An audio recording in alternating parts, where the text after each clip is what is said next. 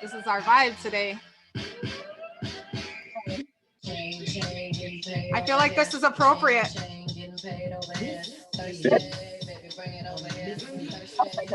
Yeah. I think this is appropriate for today's show. I want to welcome back to my show. You guys are watching the Retrain Your Brain Effect or listening to it on your podcast. Let's welcome back to the show, Andy and Vanessa.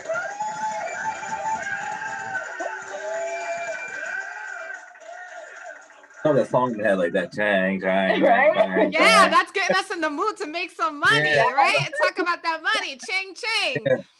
Welcome back, guys. How are you? Happy New Year. Yep. Happy New Year to all. Happy New Year to my listeners, Tribe Nation out there. I hope that you guys were safe. I hope you enjoyed your holiday season. We're diving right in. We're not wasting any time today because we have a lot of information to cover with Andy and Vanessa, aka the $1 Million Teacher. They have a lot to teach us on how to get to $1 million just by using what we have around us, right, guys? Yeah, absolutely. So last episode that you guys were on, you were starting to go over steps, and I know we kind of we didn't get off track. We were just really diving in to the concept of using other people's money to grow our own money, to grow our own assets. And I know that's a game changer for a lot of people because of, how we've, most of us have been brought up and taught. So if we can just really quickly tap into that a little bit for anybody that missed that episode. What was I think we only went over one step, two steps. Yeah, one step. Oh dang. Find the money. Who got my money? Yeah. Who got the money? My money? That's right. That's what you gotta go. You gotta go find who's got my money. Yeah. So the big thing we talked about was where can you go find that money? Whether you're finding it in 401ks, an IRA, annuities, loans, if you have cash, if you can get it from somebody else. Those are different places. Banks are other people too. We go to our friends and our family, like, oh, I'm gonna go hit up mom for money. But no one thinks that the banks are a perfect place where they have loans and they have the money to give you. It is there for the taking. That's what well, we never look at banks as other people. It's this entity, it's this big scary place that, they give us permission whether we can have or we can't have and how much we can take. So the fact that you're helping people change their mindset of how to look at these institutions as, hey, give me that money. Yeah. Stop playing. To ask for, because you just go there and you're like, well, I need a loan to buy a house, but there are so many different types of loans that you can ask for. That's not necessarily just for buying a house, but you can use it to help to yourself in the investment. That's awesome information. And, we're not going to get into that on this episode today, but I do want to remind the people, remind Tribe Nation that they can follow you guys, right? AVK, A as in Andy, V as in Vanessa, K as in Contaxis, AVK Wealth. Yes. On Facebook and on YouTube. And if anybody wants to email us, avkwealth@gmail.com. Oh, there you go. So, because I like that, Vanessa, that's so true. We go in there and we're like, can I, and we don't know exactly what to ask. So you guys are all set up on social media, YouTube, to help explain and go into a deeper depth with people about that. And just to chime in just real quickly, because Vanessa, I just want to, just touch on her point. It's so different because if you're going in there like, oh, can I get a house loan? They're going to guide you through that process. Yeah. But if you know the questions to ask, they change their whole tune. Yeah. All of a sudden, they start giving you more information than you thought when you start asking, what types of money do you have? What type of programs do you have? Everything changes. You can see they're like, person like, yeah, they're like, how do they know about this? Body language. Yeah. It's a secret society, and we are letting you guys in on the secret. So let's go ahead and move through the actual steps because we went, okay, I don't want to keep double dutching back and forth between the last episode to this one. So I want to remind my listeners, guys, if you did not catch the last episode, this is the $1 Million Teacher Part 2 that we keep referring to. You need to go back and oh my gosh, I just can't even explain how much information is in that episode. So I know we talked about the 4 different types of assets, right? 4 or 5, 4, that people can get into. The lane that you guys have chosen was real estate.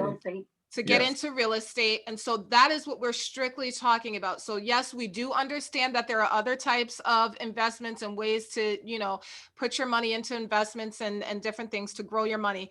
But we are only talking about on AVK Wealth, the Retrain Your Brain Effect, real estate. So let's go ahead and continue with those steps. Okay. You want to go into them? Yes. Okay, go ahead. So I'll start off a little bit.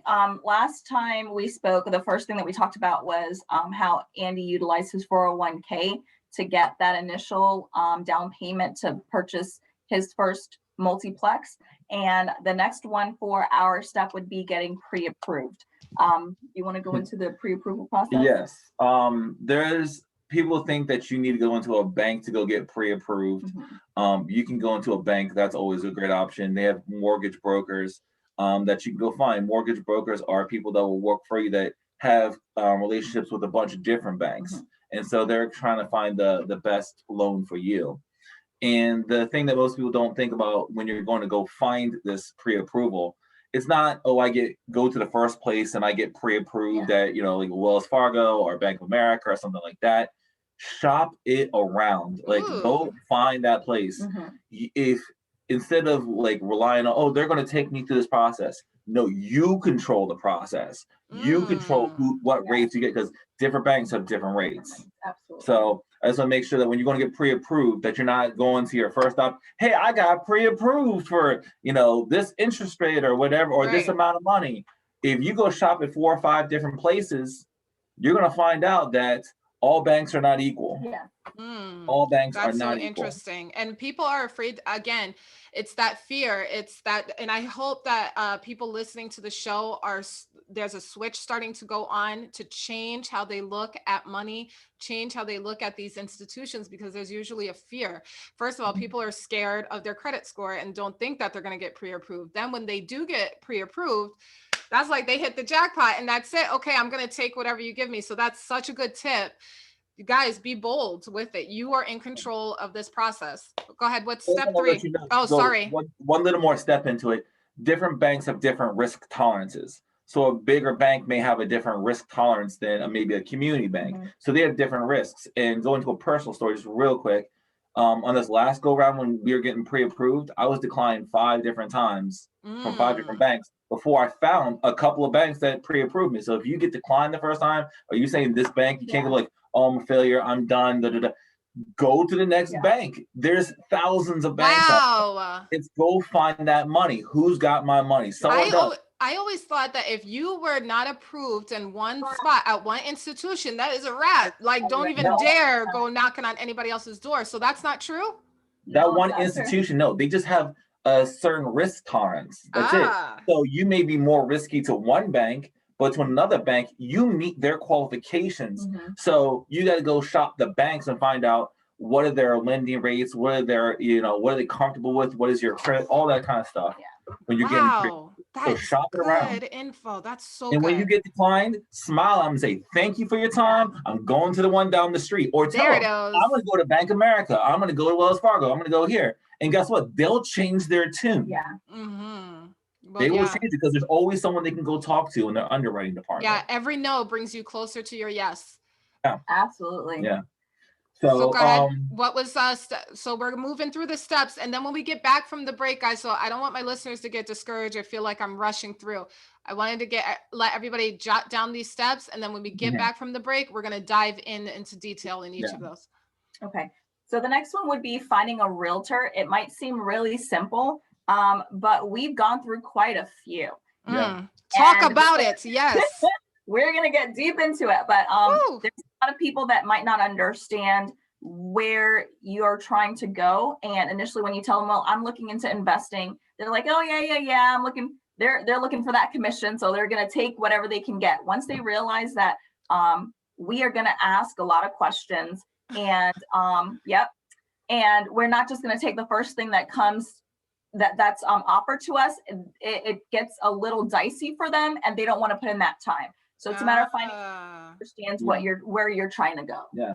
They want yes people. Oh, you like this house? Yes. Okay, yes, because that's their quickest way to their commission. But they understand we have our standards. It's our business, it's our thing. So you work for us.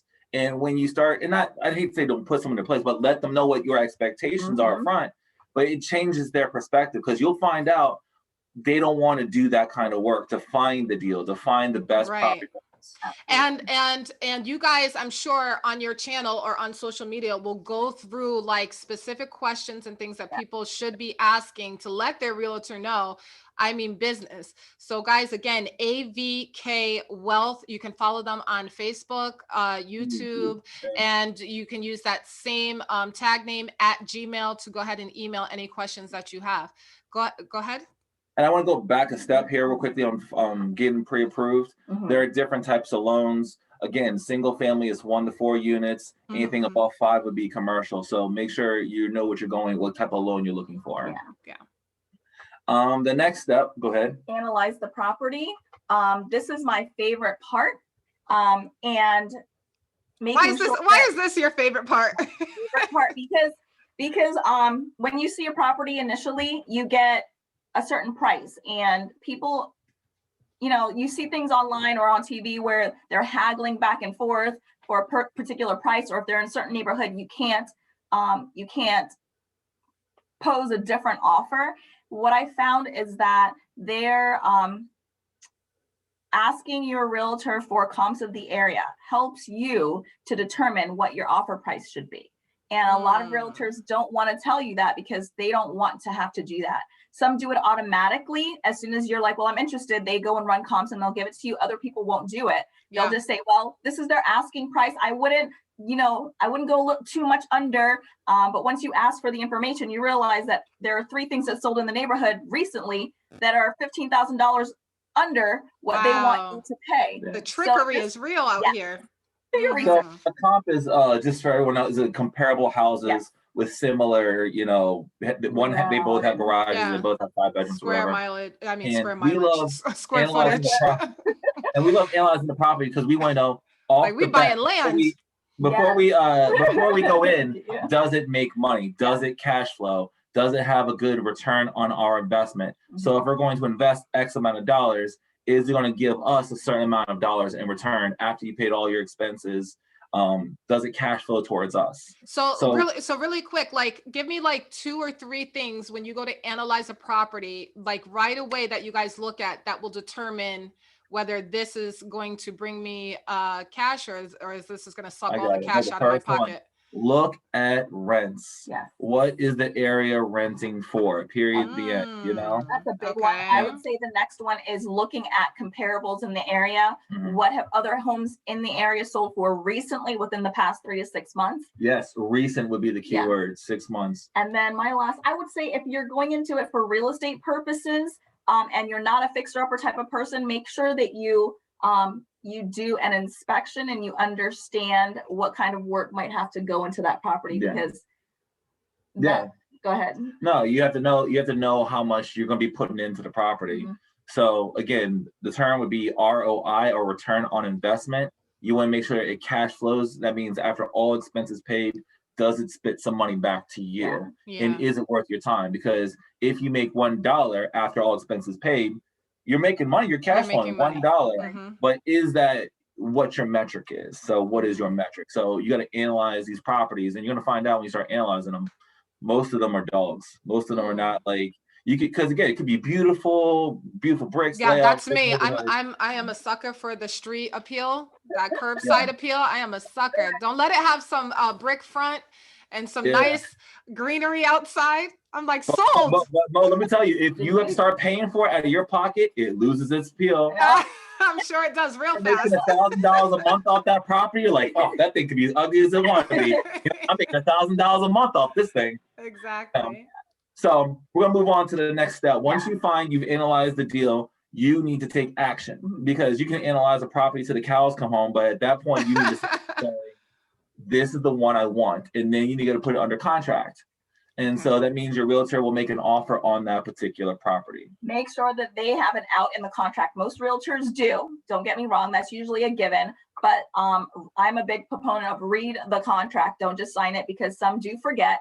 And in order to make a contract look more appealing, there might be times where they won't give you that out within the contract. Make sure there's an out, because if for any reason you need to walk away, you need to make sure that that's already written in the contract that you're presenting. Yeah. Okay.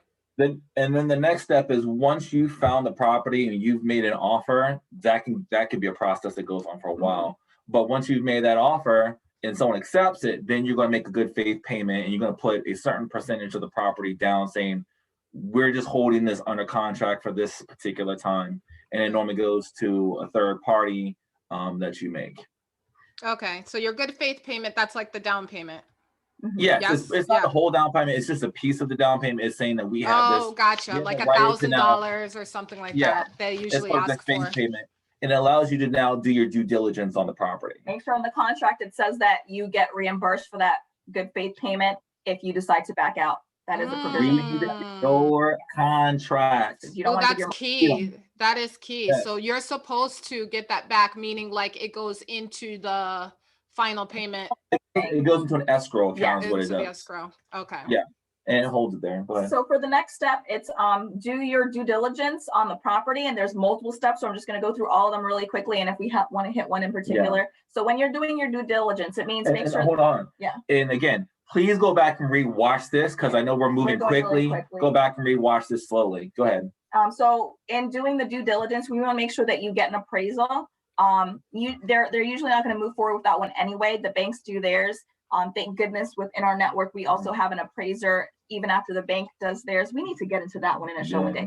Even after the bank does their appraisal, have your person kind of look over it, because we actually had a huge discrepancy, real big. Discrepancy. Yes, we did, but not here or there. So get an estimate, get a home inspection. This is huge.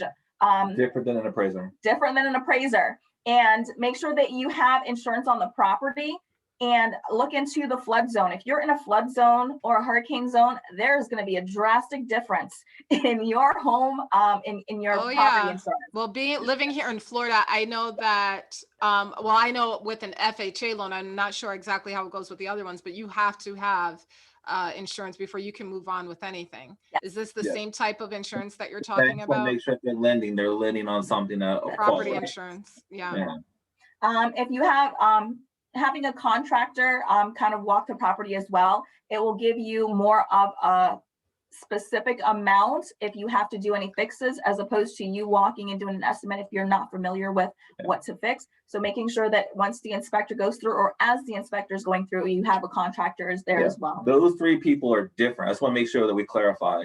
The home inspection is one thing. The appraiser is another one. The contractor is a third person. So these are three different people. Okay, now before you move on, because I'm for the people. So now here I come, like completely, like I have no idea what's happening, but this sounds interesting. I want to jump in. When you start going into people, okay, now I have to get a contractor. Now I got to get in all I'm hearing is, oh my gosh, this is so much money. I'm not going to be able to do it.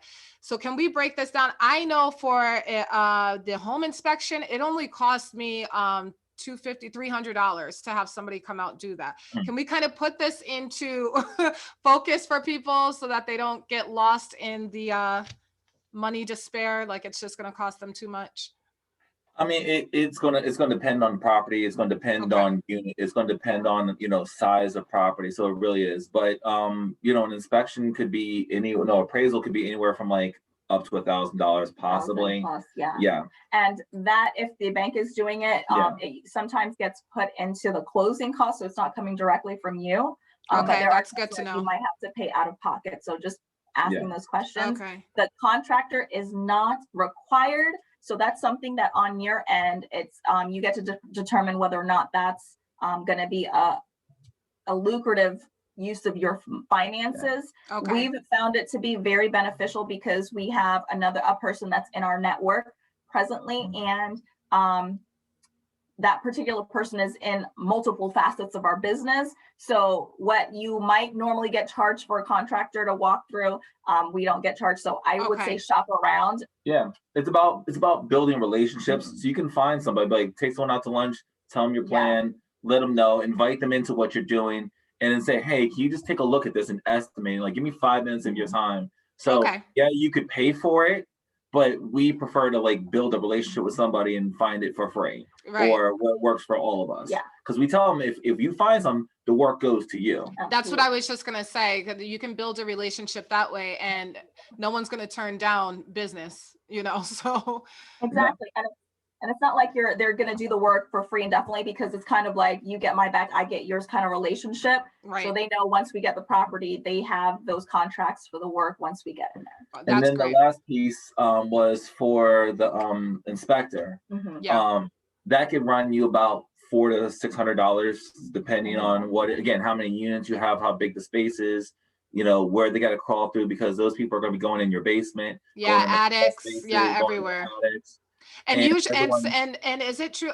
Mine was referred to me by my realtor. Usually your realtor will know someone because they have a whole networking. So if you don't know where to start or whatever, you can at least, and remember, shop around for prices, but you can at least start there and talk to your realtor. And I'll go back to this point. Yes, your realtor will help guide you through. That's their job to do that. Mhm. But if you're an investor, you may want to have your own people around you, Right. because they're geared towards a certain buyer. They're buying a home and that's it. They're going to live in it. But if you're an investor, you have very different parameters for what you're looking for. So you may want to have that come from your camp. Just saying. You can go with the realtor or anything, but have those people, and they're going to look out for you, not the realtor, not the bank, but for you and your business. We've met a lot of these people in our network from our local real estate investor group. It's CFRI, Central Florida Real Estate Investment Group. Yeah. And so that's where we actually met our inspector. There are contractors there. So there are people that are in all of the different steps of the process of purchasing a home. So if you're not familiar, that's a great place to go and network, or something like that in your area. Just look at these different groups. That's great. I would say the next step in this process is, if there are presently tenants in the home, make sure that you look for an estoppel. That was something I never even heard of.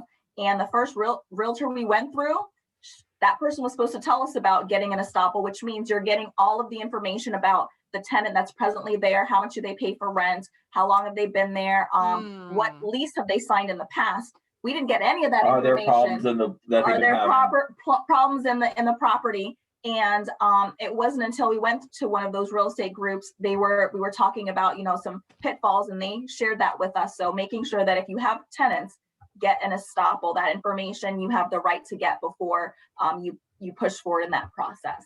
And the last thing would be, in this particular, do your due diligence, is get your lease ready, because you're renting it out. Your lease is massive.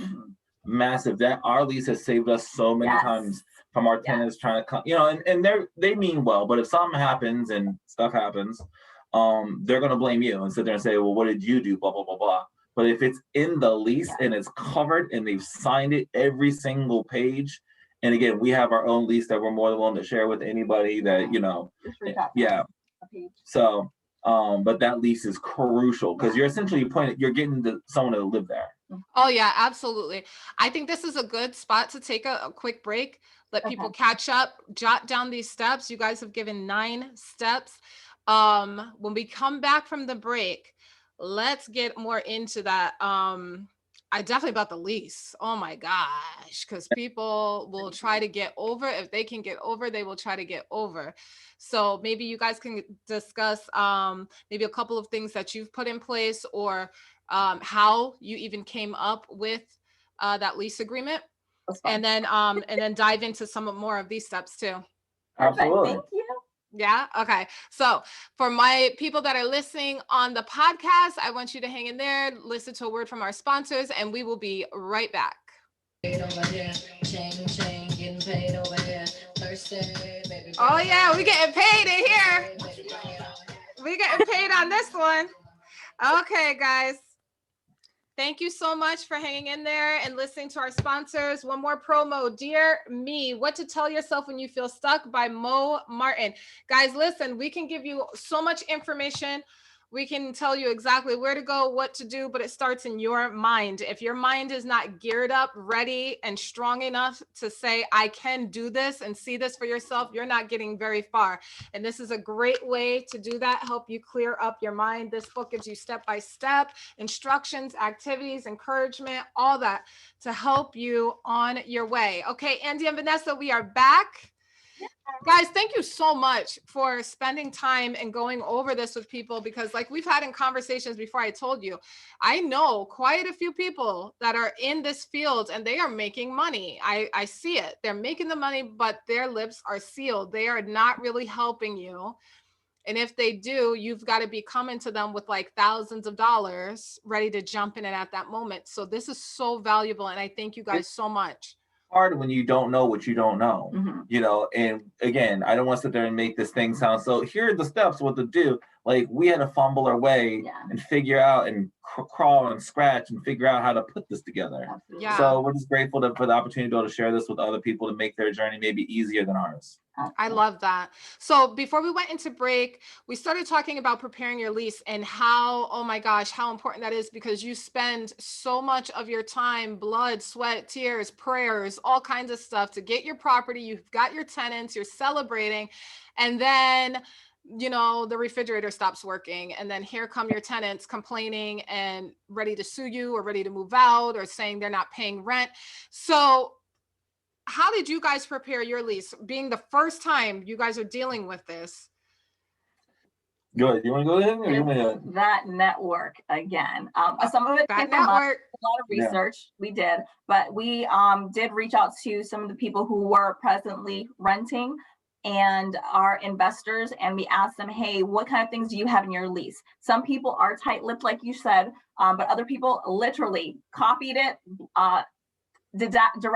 what is the word? Didacted the information from their Look at her big words. Didacted. I know. Look, I'm like, it was redacted over here. Redacted. I need vocab cards.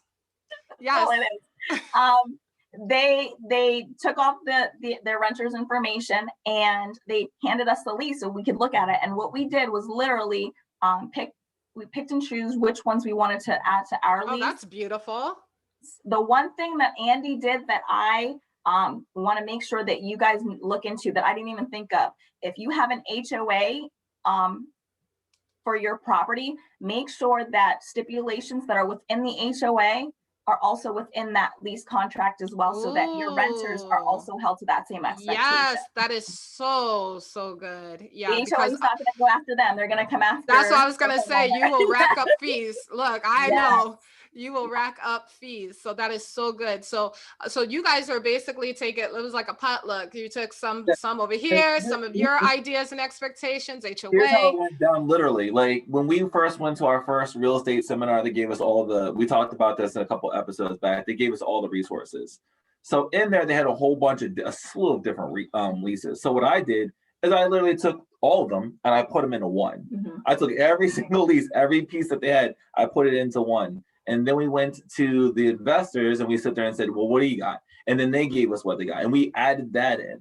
And then, you know, we have family members that are in it and they were able to give us their lease. And then we took what they had and put it in it. So we're just making this lease as airtight, as solid as possible. Protect yourself and protect your investment. A quick story, just like a little thing, like a little knick-knacky thing, right? When we were repairing the house, right? When we first were fixing up, we put brand new everything in the property when we were fixing it up. A little while ago, one of the little caps in the bathroom that connects like the water to the stall busted.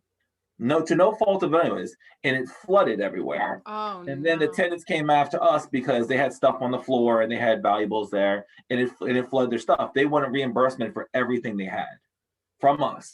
But we clearly marked that if it's something, you know, with renters insurance. Renters insurance. Exactly what was in there. But if it's no fault of ours, if it just happens, it's on them. Saved us thousands. Wow. Saved us thousands. So just that one little thing. Yeah. And the other thing I think that is really important for us to note is if a tenant, if something breaks within the house and it is due to the tenant's misuse, it needs to be clearly established within that lease that they're responsible for paying for it. We've always gone in and fixed it in advance, and then we charge them after the fact. But I feel like that helps us ensure that when the tenants move in, they're going to take care of our property as if we were living there. So make sure that you have things in place so that they're taking your belongings and treating it like their own or better than. Because I'll tell you what, there's nothing better than sending them a picture of the lined item that they have their initial next to that they signed off on. Here's what you signed at this date at this time. Yeah, remember this? Yeah. So so I know I asked the question and I'm so sorry. We're going to have another episode where we get into like, all right, you've got your property, and then we're going to talk to you guys about your experience with tenants, about things that you found out additionally that you can do. So I'm going to stop this line of questioning, and let's go back to the whole premise of the Retrain Your Brain effect, the mindset behind something like this, because this is a massive decision to make. It's scary. And Vanessa, I know during the break, you were bringing up such a good point. And Andy, you mentioned the same thing earlier in the episode. The people have the power. We have the power. And it's hard to shake off that fear. Can we talk more about that? Because you guys had to learn that yourselves. Absolutely.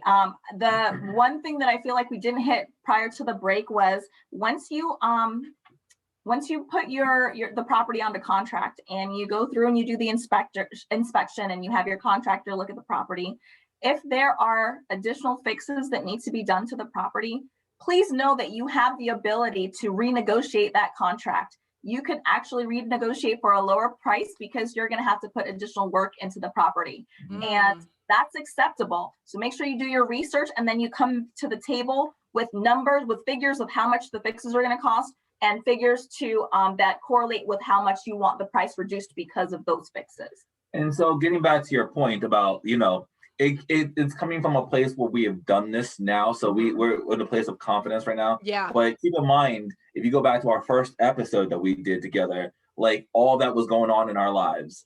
And it's scary running through this process. It really is. We're going through this.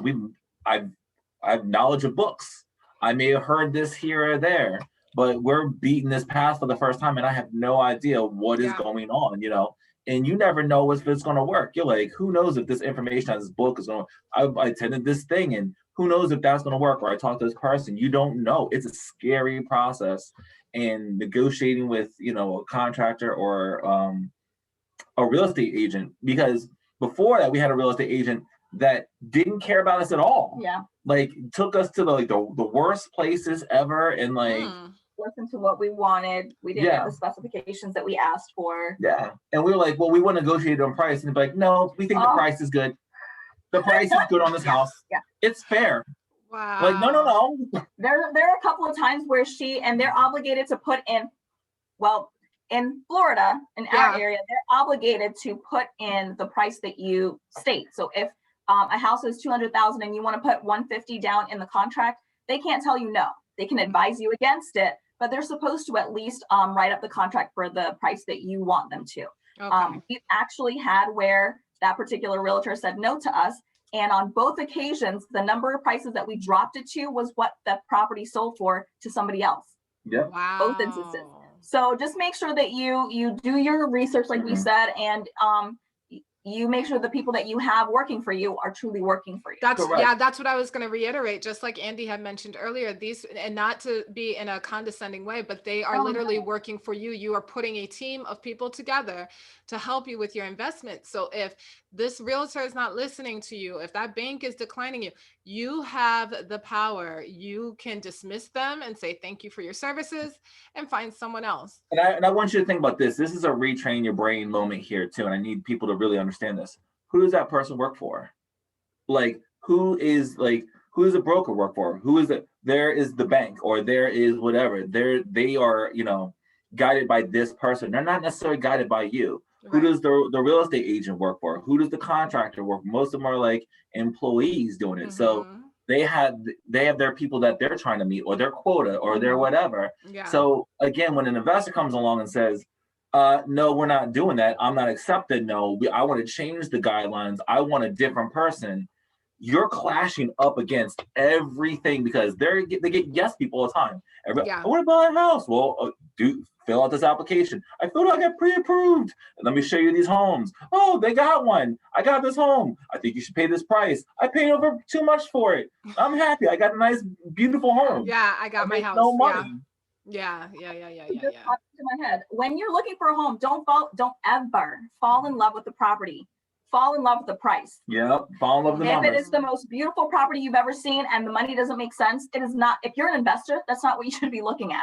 Okay. If it is the most atrocious property that you've ever seen, but the price is right and fixing it up is still going to make it lucrative for you, then that's what you need to be looking into. I would not suggest, if you're not a handy person, to go into a fixer-upper. Yeah. I feel like if you're not able to kind of do it on your own, or if you don't have that background knowledge, it's a lot to jump into on your first investment. But if you already have a team put in place that can support you, then. And I also want to go back and forth we're talking about the steps and now the mindset. Now it comes back to the mindset. What are you working for? What is the point? Are you trying to get time with your family? Are you trying to make more money? Are you trying to expand your means? Because if you're going to sink all this money into a property and you're going to be still paying out for it, you're going to lose money. You're going to hate real estate. You're going to hate invest. This whole thing doesn't work. Right. So you have to retrain your brain is, what am I doing this for? I'm doing it to make money. I'm doing this so I can have time with my family. I'm doing it so I don't have to work. Yeah. So before you go, before boots to the ground, before you go starting to pull a team together, you need to start in your mind. Why are you getting into this? What is it that you see for yourself? What do you see for your family? Is this something that you think that you're capable of doing? And then go from there. Because it is like you guys keep mentioning and we keep saying, Tribe Nation, you guys are listening. You are fortunate enough to sit under people who are currently doing this. And just 2-3 years ago, they were in your position, maybe worse.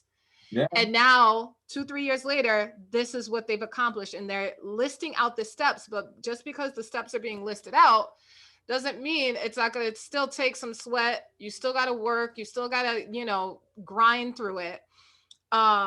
So definitely start with your mind first to make sure that you are ready in your mind.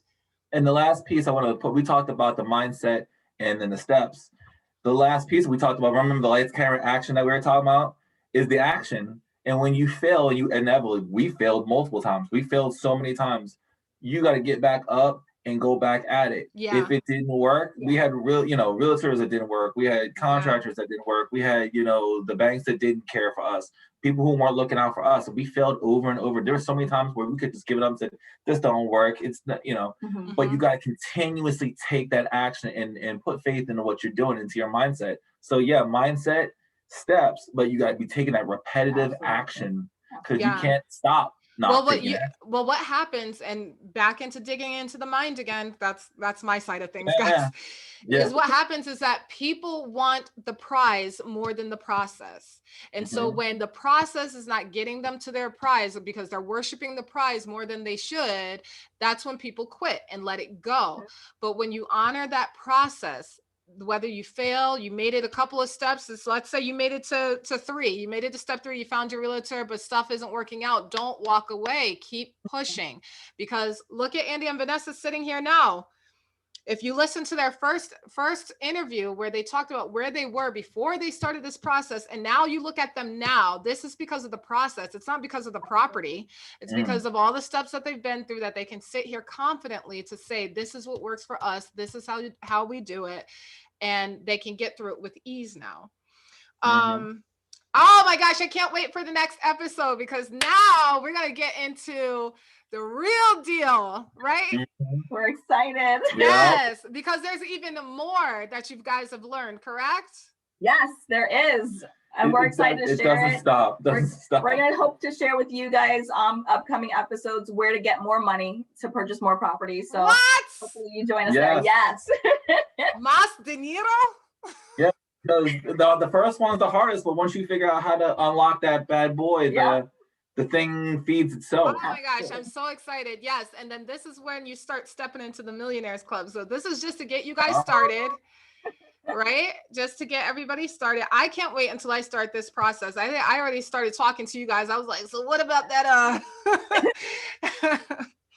I know you dabble, Mo. I know you dabble. You're figuring it out.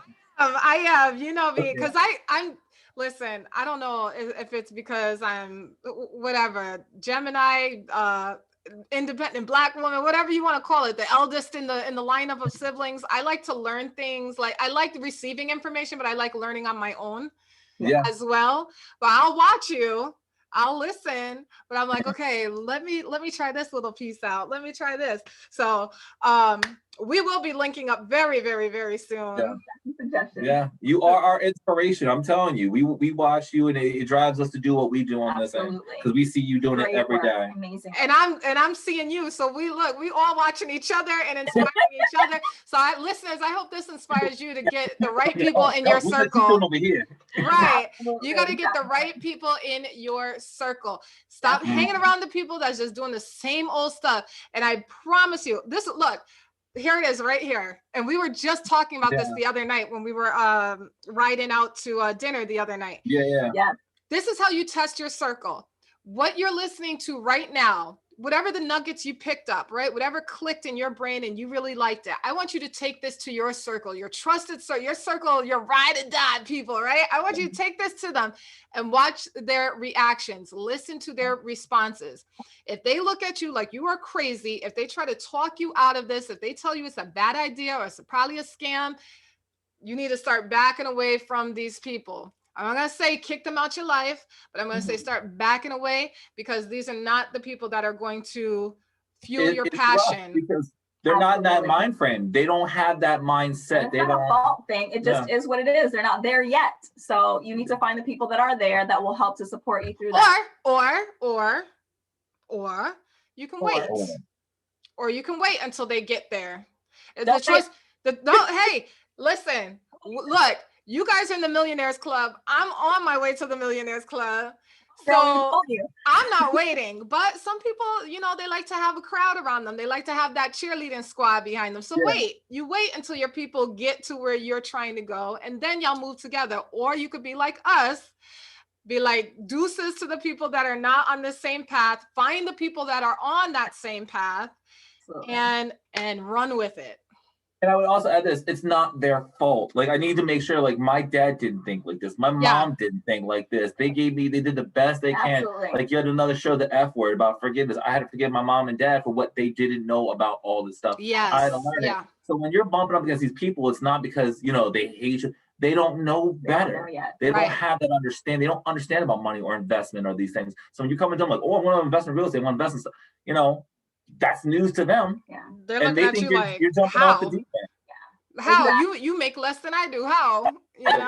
Hey, if they give you that response, you better share this episode. Go back to the $1 Million Teacher part 1, 2, and now this is 3, and you better share those episodes. Tag them in these episodes. All right, guys, this has been amazing. I could keep going, but I'm gonna stop because I feel like we gave my followers a lot to digest. They're gonna have to rewind this and probably listen to it about another 2-3 times. 10 or 12 if you're like me. 20, 30. 20 or 30, that's fine with me. Is there anything else you want to leave the people with before we end this episode? I'm ready to go I'm ready for us to do our last one, because you want to jump. We have so much information that we want to share on that last one. But I can't wait, but I don't want to leave these people hanging, guys. Don't leave the babies hanging. Hold on. I'm going to just say this. I mean, get your mind right. Yeah. You got the steps. Go take the action. There will be failure, but failure is just success waiting to happen. Love it. I like that. That was really good, Andy. That was really, really good. Because when you go find a yes, and all of a sudden you're like, I can do that? Yeah. Like, seriously. Where's my make Andy the host button? I never switches up. That was really, really good. Say that again. Failure is just what? I gotta write it down. That was good. Failure is just success waiting to happen. If you keep going, and it sounds weird, but again, bank would turn me down. I would sit there and smile. Okay, next. Go to the next bank. Nope. Okay, I'm not. And then I hit the bank and they're like, oh, you're the perfect one. I was like, I've been waiting for you. I am? You're like, I I am. I just got told I was a piece of trash like 4 times. And like, oh, who gave you the money? That's perfect. And I'm like, oh, look at this. Yeah. But again, I didn't accept no. I didn't accept it. And I failed. I failed 3 times before I found my success. Yeah, it was waiting that. for me. Yeah. Love it. All right, guys, you are the absolute best. You know that I adore you so very much. And Tribe Nation, thanks for hanging in there. If you're listening on the podcast, make sure you follow the Retrain Your Brain effect. I know we're coming to the end of season 1, but you can always go back, listen to the episodes, and stay tuned for season 2 that will be coming up. If you are on YouTube, make sure that you subscribe to this channel. I don't want you to miss out on any of these interviews. They are so powerful. They are so powerful. Make sure you're sharing these videos with people. You know, I come up just myself and give encouragement. So make sure you are following this channel, Just Most Speaking on YouTube. I love you guys so very much. I love my audience. I'm so thankful for everybody. And remember, it is never too late to retrain your brain. We will see you next time.